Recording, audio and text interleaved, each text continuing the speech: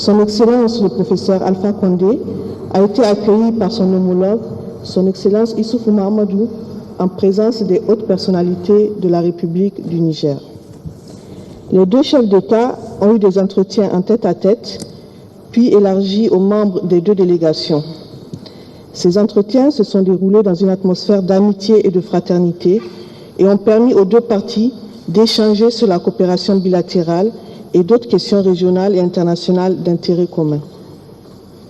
Concernant les relations bilatérales, les deux chefs d'État se sont engagés à impulser une dynamique à la coopération bilatérale nigéro-guinéenne et à faire fonctionner une coopération active dans les domaines de l'hydraulique, de l'agriculture, de l'environnement, de la santé, de l'enseignement supérieur et de la formation professionnelle.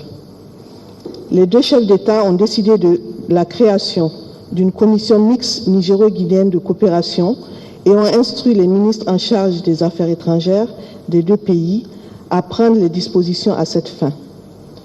Ils ont également instruit les ministères techniques des deux pays à l'effet de développer des relations d'échange d'expériences et de partenariat dans leur domaine de compétences. Les deux chefs d'État ont également convenu de renforcer les relations économiques et commerciales entre le Niger et la Guinée en encourageant la libre circulation des personnes et des biens conformément aux instruments pertinents de la CEDEAO. Le président de la République, son Excellence Issoufou Mahamadou, a réitéré la solidarité du peuple nigérien à l'endroit du peuple guinéen confronté à l'épidémie de la maladie à virus Ebola. Il a salué les mesures prises par le gouvernement guinéen sous les impulsions du président Alpha Condé pour juguler ce fléau. Les deux parties se sont félicitées de la récente découverte du vaccin salvateur VSV-ZEVOB, annoncé efficace à 100% par l'OMS et qui fait naître un grand espoir d'éradication totale de cette maladie. Elles ont exhorté l'ensemble de la communauté internationale à continuer les appuis multiformes aux pays concernés et à soutenir l'Organisation mondiale de la santé dans ses programmes de prophylaxie et de lancement de la campagne de vaccination à grande échelle pour éradiquer définitivement cette maladie. Son Excellence Alpha Condé, président de la République de Guinée, a témoigné une fois de plus toute sa gratitude à son frère et ami, le président de la République du Niger, son Excellence Issoufou Mahamadou, au gouvernement et au peuple nigérien, suite à la visite conjointe qu'il a effectuée à Conakry le 7 janvier 2015 avec le président Yahi Boni du Bénin, pour manifester leur solidarité et leur soutien à l'endroit du peuple de Guinée dans le combat contre la maladie à virus Ebola. Sur le plan régional, les deux chefs d'État ont procédé à l'examen de la situation sociopolitique qui prévaut sur le continent africain et ont réaffirmé leur engagement à contribuer à la promotion de la paix, de la sécurité, de la bonne gouvernance et au renforcement de la démocratie en Afrique. Les deux chefs d'État se sont félicités de l'adoption par la 30e session ordinaire de l'Union africaine de l'agenda 2063 et du programme d'action décennale pour une croissance inclusive, un développement durable et l'optimisation des ressources de l'Afrique au profit de tous les Africains. Les deux chefs d'État ont noté avec satisfaction le déroulement du processus électoral des 28 et 29 mars 2015 à vue de l'élection dans des conditions idéales et de transparence et de régularité de son Excellence M. Mohamed Buhari à la magistrature suprême de la République fédérale du Nigeria. Ils se sont félicités aussi de l'élection au Togo d'avril 2015 avec la réélection du président Faure Ezenwa Yassingbé. Les présidents Issoufou Mahamadou et Alpha Condé ont formulé le vœu que les diverses élections prévues en Afrique de l'Ouest de 2015 et 2016 se tiennent dans les conditions optimales et de transparence et dans un climat apaisé. Ils ont lancé un appel aux partenaires bilatéraux et multilatéraux à l'effet d'apporter les appuis techniques et financiers appropriés attendus. Abordant les questions de paix et de sécurité, les deux chefs d'État ont exprimé leurs préoccupations face à la persistance de certains foyers de tension, singulièrement dans la zone sahélo-saharienne. À cet égard, ils se sont félicités de la signature à Bamako le 20 juin 2015 de l'accord de paix d'Alger et ont exhorté toutes les parties prenantes et les parties maliennes à travailler à sa mise en œuvre effective. Ils ont salué le rôle joué par l'Algérie sous l'impulsion du président Abdelaziz Bouteflika. Ils ont déploré et condamné l'attaque lâche par des groupes djihadistes le 3 août 2015 du camp des gardes nationaux de Gourma Raous dans la région de Tombouctou, attaque qui a fait une dizaine de morts et de blessés. Les deux chefs d'État ont exprimé à nouveau leur ferme soutien au gouvernement malien dans ses efforts de neutralisation définitive des groupes rebelles, de restauration et de la culture de la paix. Cela avec le nécessaire concours actif de la MINUSMA et du dispositif Barkhane. Les deux chefs d'État ont salué la signature à Sirat, au Maroc, le 11 juillet 2015, d'un accord de paix et de réconciliation en Libye et ont appelé en écho au Conseil de sécurité des Nations Unies toutes les parties libyennes à sa mise en œuvre effective en vue de la réhabilitation de l'État central en Libye afin de lutter plus efficacement contre le terrorisme, la prolifération, la circulation des armes, l'immigration clandestine et autres trafics. Ils ont rendu un hommage à Sa Majesté Mohamed VI, roi du Maroc, pour les efforts qu'il déploie dans le cadre des pourparlers entre les parties libyennes. S'agissant du terrorisme, les deux chefs d'État ont condamné ce phénomène et se sont félicités de la mobilisation de la communauté internationale en vue de son éradication, conformément aux instruments internationaux pertinents. Ils ont vivement déploré les actes barbares de la secte terroriste du groupe islamique en Afrique de l'Ouest, Boko Haram, au Niger, au Nigeria, au Cameroun et au Tchad. Le professeur Alpha Condé a exprimé sa sympathie et sa compassion aux familles des victimes. À cet égard, le président de la République de Guinée, son Excellence le professeur Alpha Condé, a relevé et salué la vision pertinente et l'engagement ferme du président Issoufou Mahamadou dans la lutte contre Boko Haram et autres forces centrifuges et dans la consolidation de la paix et de la sécurité partout au Niger, en particulier dans les zones frontalières. Il apporte son soutien ferme au président Issoufou Mahamadou pour les initiatives et actions engagées à cette fin. Le président de la République de Guinée, le professeur Alpha Condé, a exprimé le soutien de son pays à l'initiative des pays de la CBLT, plus le Bénin, en vue de la création et l'opéralisation de la forme multinationale mixte FMM pour neutraliser définitivement la secte terroriste groupe État islamique en Afrique de l'Ouest, Boko Haram, et restaurer la sécurité et la libre circulation des personnes et des biens dans la zone du lac Tchad.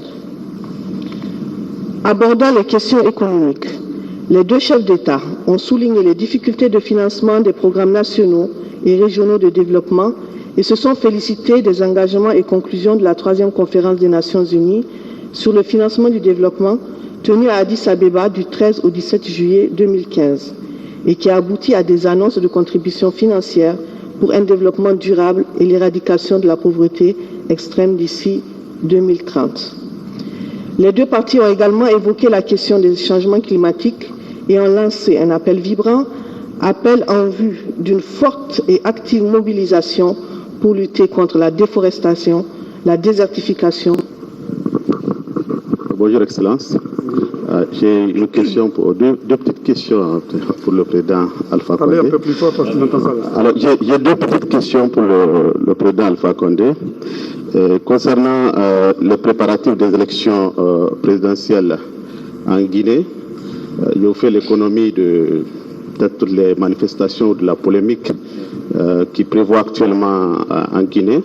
Est-ce que dans l'intérêt supérieur de la nation et au-delà des prérogatives constitutionnelles, il est possible de reporter ces élections présidentielles le temps de trouver un consensus avec l'opposition, disons toute la classe politique? Et la deuxième question est relative aux libertés publiques. On a constaté que le plus souvent, les manifestations se terminent dans la violence en Guinée. Quel commentaire cela vous suscite, Excellence? Merci. Merci. Vous savez, la Guinée est victime de son passé. Sous la Première République, le président, évidemment, vous savez que 3 pays avaient souhaité avoir voté non. Le Niger avec la Sawaba, le Sénégal avec le PRA et la Guinée. Mais des 3 pays, seul la Guinée a réussi à voter comme un seul homme. Donc ça veut dire qu'il y avait un ciment d'une unité nationale. malheureusement, progressivement, ce ciment s'est descendu. Il y a eu un déchirement du tissu social du fait des hommes politiques. Parce que vous savez, les peuples vivent ensemble depuis longtemps. Il y a des mariages communs, etc. Mais très souvent, l'ethnocentrisme est développé par les hommes politiques. Donc, ce qui fait la particularité de la Guinée, à cause de ce long passé, et ensuite du régime du président Conté, le régime militaire, ensuite de la transition, il y a eu beaucoup d'exactions en Guinée. Il y a eu beaucoup de morts sur la Première République. Vous avez eu le Camboiro, ça c'est sur la Première République. Ensuite, à la prise de pouvoir par les militaires, il y a eu les événements de 85, où tous les dirigeants de la Première République ont été massacrés. Nous avons eu ensuite le mouvement syndical où il y a eu beaucoup de morts en 2006-2007. Donc, lorsque je compare la Guinée au Sénégal, par exemple, lorsqu'on arrête des journalistes au Sénégal, ça ne fait pas de bruit. Lorsque même des hommes politiques sont parfois obligés à faire de bruit. Mais en Guinée, la moindre des choses est montée en flèche à cause de notre passé.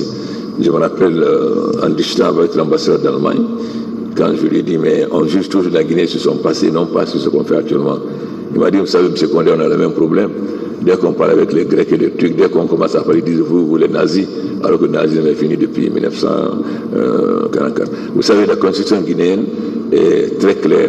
Elle fixe une date impérative pour les élections présidentielles. Si les élections n'ont pas lieu à cette date, il n'y a plus de pouvoir légitime. Donc ce n'est pas comme les élections législatives ou autres. Nous, on a l'impératif d'organiser les élections le 11 ou plus tard le 20, parce que sinon, il n'y a plus de pouvoir légitime. Donc ce n'est pas possible de reporter. Ensuite, moi j'ai été toujours partisan d'une CENI indépendante comme vous l'avez ici, comme on vient de l'avoir au Nigeria. C'est l'opposition qui a souhaité une CENI politique. Moi j'ai toujours pensé qu'une CENI politique, ce n'est pas une vraie CENI. D'abord, les gens qui viennent sont souvent, ils n'ont pas une vision claire des élections, et puis ils viennent plus pour les perdièmes. Donc et ensuite la Constitution prévoit qu'une fois que les membres de la CENI ont prêté serment, ils n'appartiennent plus à leur parti. Bon. La revendication qu'ils ont faite chez nous, lorsque un maire gère mal, qui a faute de route, il est remplacé par une délégation, donc nous avons 28 délégations. L'opposition a estimé que ces délégations sont au service de la majorité. Donc la majorité a proposé que les 28 soient divisés, que 14 soient dirigés par l'opposition et 14 par la mouvance. Par contre, ce que l'opposition a demandé qu'on touche à la CENI, moi je veux bien, mais la CENI a été mise en place par une loi organique, ne peut être modifiée que par une loi organique. Vous avez remarqué que lorsque nous faisons les élections, il y avait des élections dans 3 pays.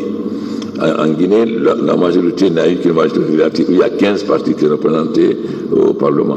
Si vous comparez avec les élections dans les autres pays, la mouvance présidentielle avait au moins 80%. Donc, toutes les revendications qui touchent la loi doivent être faites au niveau du Parlement. Bien sûr, il y a beaucoup d'Internet, il y a beaucoup de bruit, mais moi, je suis convaincu que l'élection se passera dans les meilleures conditions. Lorsque nous avons fait la réunion entre la mouvance et l'opposition, le texte qui a été proposé, qui était un texte de compromis, l'opposition n'a pas voulu signer, mais le président des Nations Unies a signé, celui de la CEDEAO a signé, l'ambassade des États-Unis a signé, l'ambassade de France a signé, l'ambassade de l'Union européenne a signé parce qu'ils ont estimé qu'on ne pouvait pas aller au-delà de ces concessions. Donc la date est impérative, sinon il n'y aura plus de pouvoir légitime. C'est pourquoi on ne peut pas bouger les élections présidentielles, on est obligé de les faire à la date indiquée. Maintenant, en ce qui concerne, moi je suis ouvert, je pense qu'il souffre moi, vous savez, le combat que nous avions mené. Moi étant son aîné, mais j'ai mené 50 ans de combat pour la démocratie en Guinée. Ce n'est pas moi qui vais voler la démocratie. Mais il y a l'opposition et l'opposition. Il y a l'opposition qui s'est battue comme les RPG ou les PNDS, et puis il y a des gens qui ont été premiers ministres et qui ont profité de ce poste-là pour créer des partis. La Guinée a été un pays qui a d'immenses potentialités. Je dis aux Guinéens que développer la Guinée, ce n'est pas un exploit. Développer le Niger et le Mali, c'est un exploit parce que c'est des pays qui ont peu de ressources. En Guinée, on a le château de l'Afrique, on nous appelle scandale géologique et agricole. Si le pays est à terre, il y a bien des gens qui sont ensemble. Donc il faut qu'il y ait un débat qu'on sache qui a fait quoi. Voilà un peu. Mais je me suis battu pour la démocratie en Afrique. Et je ferai en sorte que la Guinée soit un modèle de démocratie comme je le souhaite pour le Niger et pour IBK parce que nous avons le même parcours. Vous savez, moi j'ai été opposant pendant des années nous manifestions, jamais on n'a eu à casser un œuf. Lorsque nous manifestions, on avait un service d'ordre. Dès que vous sortez, on vous frappe. Mais lorsque les manifestations politiques se transforment en vandalisme, on casse les véhicules des gens, on casse les maisons. Dernièrement, ils ont jeté de l'huile moteur sur les rues et beaucoup de véhicules ont fait des accidents. Qu'est-ce que ces gens ont à voir? Donc, le droit politique de manifester ne veut pas dire que vous devez mettre en cause le droit des autres. Si vous manifestez, c'est votre droit, mais l'État doit protéger les biens, la vie des citoyens et les biens des citoyens. Lorsque les manifestations consistent à casser des véhicules, à casser et à prendre des frondes pour tirer sur les gendarmes, etc., ce n'est plus une manifestation, c'est presque un acte de guérilla et ça, nous ne pouvons pas accepter. C'est pourquoi nous avons décidé de bien équiper les gendarmes pour qu'ils ne soient pas blessés, parce que vous savez bien, il s'agit de pousser les forces de l'ordre à la faute. Si vous blessez les gendarmes ou les policiers, vont avoir une réaction de danger. C'est pourquoi nous les protégeons. Mais aussi, j'ai dit aux gendarmes que lorsque Israël a réussi à faire partir les vedettes à Cherbourg, De Gaulle n'a pas condamné les marins, il a démis l'amiral. Donc j'ai prévenu clairement le patron de la gendarmerie et de la police. Maintenant, vous êtes qui vous êtes protégé. S'il y a une seule bavure, ce n'est pas le policier que je sanctionne, c'est son chef. Donc nous allons faire en sorte qu'il n'y ait pas de... Vous savez, nous sommes dans une situation où l'opposition n'est pas démocrate. C'est-à-dire, lorsqu'ils savent qu'ils vont perdre les élections, ils tentent de créer des troubles, soit de pousser des militaires à un coup d'État, soit de créer des troubles pour que les forces de l'ordre réagissent et qu'il y ait des morts et pour que on dise ce pays, ça ne va pas. Mais il faut qu'on accepte de perdre. Les élections, on peut gagner comme on peut perdre. Mais si on va aux élections en disant on ne doit pas perdre, évidemment, on ne va plus aux élections. Merci, professeur. Télé Sahel.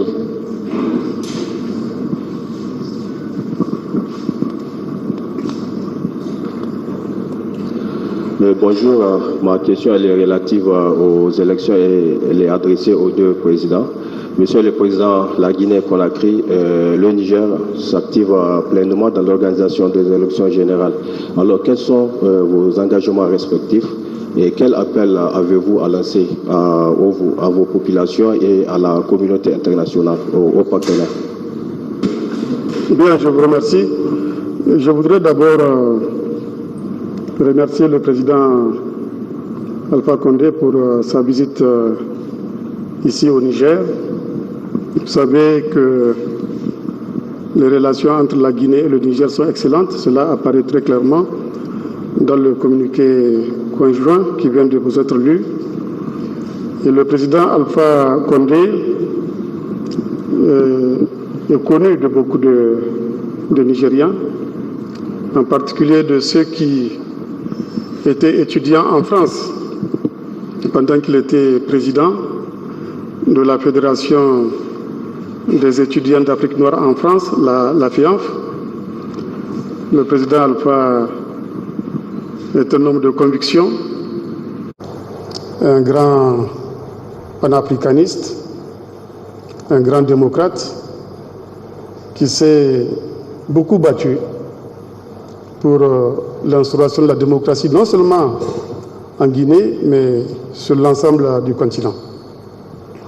Et je me réjouis aujourd'hui d'être avec lui, parce que il l'a dit tout à l'heure, nous avons la même vision de l'avenir de l'Afrique, nous avons les mêmes valeurs que nous partageons, en particulier en ce qui concerne la démocratie. Cela me permet de répondre à votre question. Nous nous sommes toujours dit que l'avenir de l'Afrique est dans trois choses. Il y a trois pierres qui sont importantes. La première pierre, c'est la sécurité. La deuxième pierre, c'est la démocratie. La troisième pierre, c'est le développement. La démocratie suppose des élections. La démocratie, certes, ne se réduit pas aux élections, mais comme je l'ai dit dans mon message à la Nation le 2 août, si on veut des institutions démocratiques fortes, il faut que ces institutions soient légitimes. Et pour que ces institutions soient légitimes, il faut l'expression libre des suffrages populaires. C'est une conviction que nous partageons, le président Alpha et moi. Et c'est pour cela que nous ferons tout pour que nos deux pays soient des modèles de démocratie. Nous ferons tout pour que la Guinée soit un modèle de démocratie, le président Alpha l'a dit, et moi, en ce qui me concerne au Niger, je ferai tout pour que le Niger soit un modèle de démocratie, et par conséquent, je ferai tout pour que les prochaines élections soient libres, transparentes et honnêtes. Vous avez dû écouter mon message. Je ne vais pas reprendre tout ce que j'ai dit à l'occasion du message du 2 août. Je suis un homme de conviction. J'ai un itinéraire politique qui est, de ce point de vue, très significatif et qui permet à ceux qui sont objectifs d'imaginer ce que pourraient être les élections au Niger sous la présidence actuelle. Ça sera des élections libres, ça sera des élections transparentes, ça sera des élections inclusives. On fera tout pour ça parce que nous sommes convaincus qu'il y va de l'avenir de notre peuple. Il y va de l'avenir de nos peuples. Donc, ces trois pierres-là, il faut bien les consolider. La sécurité, nous nous battons là-dessus en rapport avec les menaces auxquelles nous sommes exposés. En Guinée, il y a une autre forme d'insécurité par rapport à laquelle se bat le président Alpha Condé, c'est la maladie à virus Ebola, qui a été un traumatisme pour le peuple guinéen. C'est pour cela que nous avons été solidaires avec la Guinée dans cette épreuve extrêmement difficile. Donc nous faisons face à ces menaces. J'ai parlé de la démocratie, et puis l'autre pierre, le développement. Nous sommes convaincus, Alpha et moi, que le développement ne peut pas se faire seulement dans le cadre strictement national. Il faut envisager le développement à l'échelle du continent.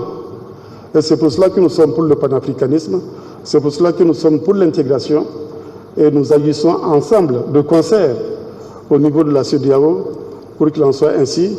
Nous avons un certain nombre de chantiers sur lesquels nous travaillons, comme l'intégration monétaire. Le président Alpha est un fervent défenseur de l'intégration monétaire. Nous avons également d'autres chantiers d'intégration, comme les chantiers relatifs aux infrastructures, les routes, les chemins de fer, l'énergie, etc. Donc, vous voyez que le président Alpha et moi, nous sommes déterminés à faire non seulement avancer chacun de nos pays, mais à faire avancer l'Afrique. Et pour cela, il faut la sécurité, il faut la démocratie, il faut le développement. Et pour que les élections soient inclusives, il faut que tout le monde accepte. Or, très souvent, nous avons des opposants qui préfèrent pousser les militaires pour ou bien créer des troubles ou bien boycotter. Évidemment, on ne peut pas obliger quelqu'un à aller aux élections. On peut créer toutes les conditions pour que les élections soient inclusives. On ne peut pas mettre des fusils derrière quelqu'un pour qu'il aille aux élections. Concernant la sécurité, je dois dire que le président Issoufou a été très lucide. Lorsque nous étions à Deauville, au G8, avant l'intervention, nous étions 3, avec lui, moi et le président Ouad. Nous sommes intervenus, il a été le premier à dire mettre le G8 en garde. N'intervenez pas en Libye. Votre intervention va avoir 2 conséquences graves. La somalisation de la Libye, c'est-à-dire qu'il n'y aura pas d'État en Libye. La Libye sera comme la Somalie. Et la prolifération des armes dans nos pays. C'était notre position. Malheureusement, notre grand frère, à l'époque, Ouad a soutenu. Et vous voyez aujourd'hui, la lucidité, aujourd'hui, tout le monde sait qu'il n'y a pas d'État en Libye. Et qu'aujourd'hui, nous vivons le problème du terrorisme au Niger, au Mali et dans tous nos pays. Et ensuite aussi, au niveau de la CEDEAO, nous avons essayé de convaincre nos amis qu'il fallait voir le problème malien, autrement nous n'avons pas été écoutés. Et nous sommes devenus indépendants, la Guinée en 58, vous dans les années 60. Et si presque 60 ans après, il a fallu que la France intervienne au Mali, mais nous sommes contre des entreprises étrangères. Mais si la France n'était pas intervenue, je ne sais pas que serait devenu aujourd'hui nos pays. Et aussi, nous avons une obligation, nous nous sommes battus pour un certain nombre d'idéaux quand nous étions jeunes. Vous connaissez le mot d'ordre de la fin, intégrant nos masses populaires, etc. Ensuite, le roi guérit aussi tous les enfants du royaume venaient de l'air, doit assembler, boucher les trous de la jarre, percer, le pays serait sauvé. Donc nous sommes fidèles à notre passé. C'est pourquoi nous avons plus d'obligations que les autres. Youssoufou n'est pas seulement responsable devant les Nigériens, moi je ne suis pas seulement responsable devant les Guinéens. Nous avons défendu des idées avec d'autres et nous sommes responsables devant le peuple africain parce que nous ne pouvons pas défendre des idées en étant jeunes et faire le contraire. Donc nous ne sommes pas seulement jugés par nos peuples, nous sommes jugés aussi par les autres peuples africains. C'est pourquoi nous avons une obligation de réussir, une obligation de montrer qu'on peut gérer l'Afrique autrement sans corruption, une obligation de montrer qu'on peut gérer les biens, pas pour une minorité, mais pour la grande majorité, et changer les conditions de vie des populations, parce que le terrorisme a comme terreau la pauvreté. Et vous savez très bien que le mouvement islamiste joue sur ça, il donne aux enfants, quand il y a le baptême dans l'école. Donc l'État doit prendre ses responsabilités pour lutter contre la pauvreté, ce qui est la meilleure façon d'éradiquer le terrorisme et toutes les autres difficultés que nous rencontrons. Donc au fond, nous sommes enchaînés ensemble, nous devons réussir ensemble, échouer ensemble. S'il échoue au Niger, j'ai échoué. Si j'échoue en Guinée, il a échoué. Donc nous sommes obligés de nous battre pour que nos pays réussissent et qu'on montre effectivement une autre image de l'Afrique, et non pas l'Afrique corrompue, etc., où on nous accuse de mal gérer, etc. Et je suis convaincu que nous ferons en sorte que les richesses de nos pays profitent à nos peuples et non pas à une minorité. Merci, professeur. Nous allons prendre une dernière question. C'est celle de Bernard Boukma de la radio Omega de Ouagadougou qui a fait spécialement le voyage pour couvrir cette visite.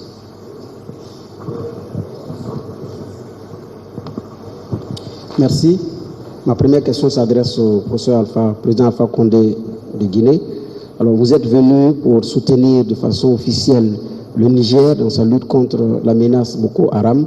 Concrètement, quelle est l'aide que vous êtes venu, l'appui que vous êtes venu faire concrètement à la République du Niger? Et ma question s'adresse à la deuxième question, au président Mamadou Issoufou. Vous êtes engagé avec le Nigeria dans la lutte contre Boko Haram. Nous avons vu la guerre au Mali où la CEDEAO a piétiné les pieds et puis voilà ce qui s'en est suivi. Concrètement, qu'est-ce que vous attendez des autres États dans la lutte contre Boko Haram qui fait partie effectivement de votre pierre, d'une de vos pierres pour la sécurité, qui est la sécurité? Merci. Vous savez, nous on vient d'envoyer 850 hommes au Mali, parce que comme disait Sékou Touré, le Mali et la Guinée, c'est deux poumons dans un même corps. Je suis venu écouter mon frère. Nous sommes prêts à apporter toute notre contribution à la demande de nos frères, c'est-à-dire nous sommes prêts à apporter toute forme d'aide qu'ils nous demanderont, parce que ce qui a fait la faiblesse de l'Afrique, c'est le manque de solidarité. Lorsqu'un pays a un problème, les autres ne s'intéressent pas.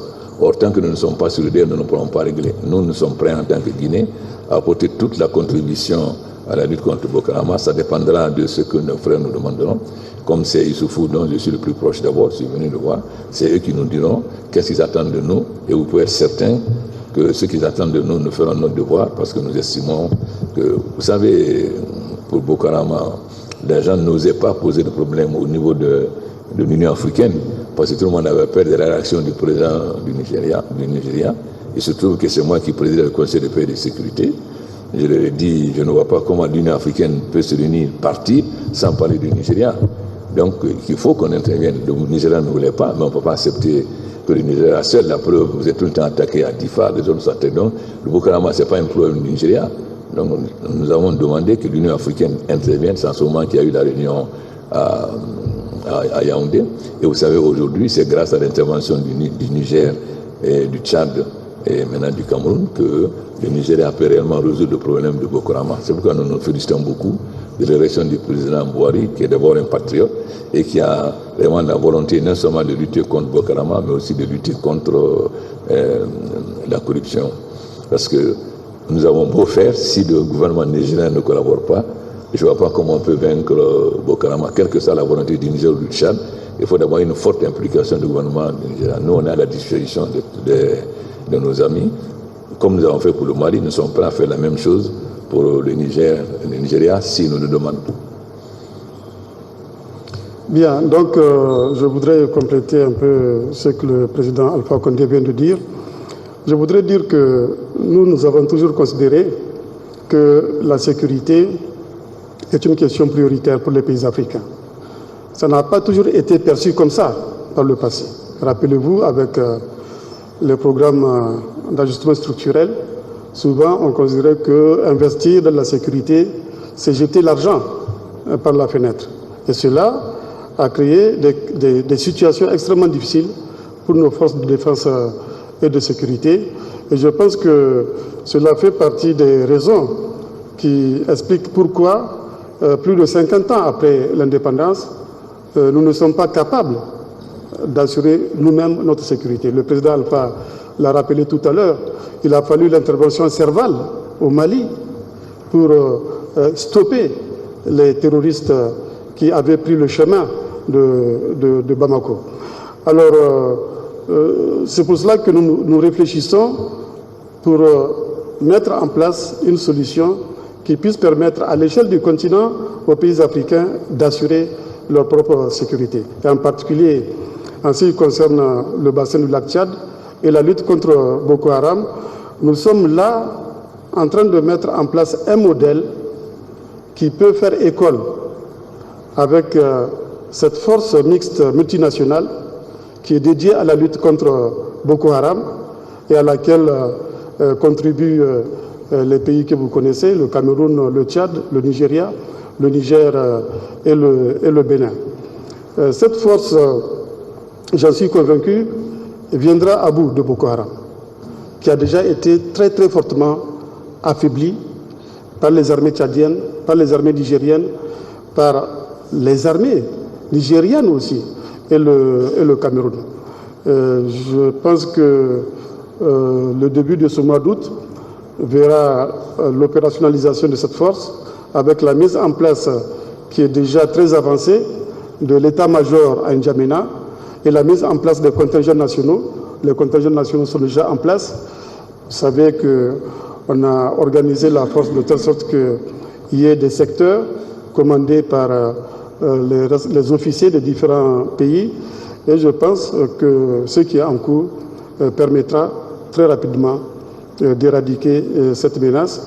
Et cette force, comme je l'ai dit, si elle réussit, ce dont je ne doute pas, si elle réussissait, elle sera un modèle pour les autres régions de l'Afrique, y compris pour le Mali. Parce que moi, je suis convaincu que la MINUSMA ne pourra pas régler le problème terroriste au Mali.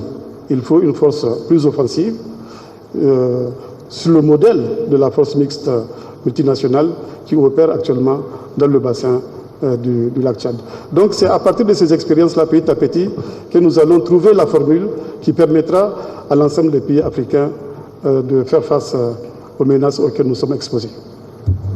Merci, Excellence, et bon voyage. Merci beaucoup. Merci.